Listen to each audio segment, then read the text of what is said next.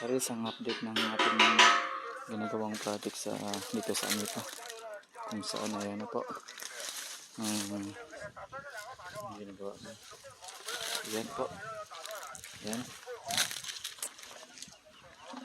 nakikita nyo mga Paris. Siguro mga 2 months o 3 months is mayayari na to itong ginagawang project ng Anipa sa Istang Pambato. So yan, nakikita nyo kabuuan ng ating project. So yan,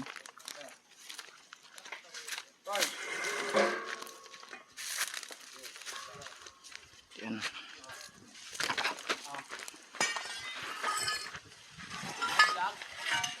Yan o. Ay, vlog! Ay, dad! Kami, nagubat ng I-beam! Yan o.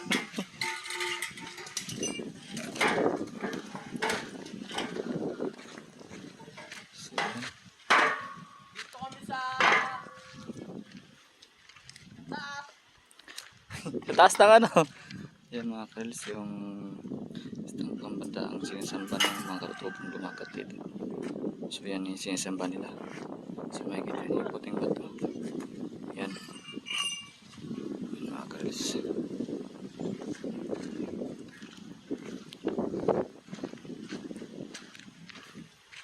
So yan.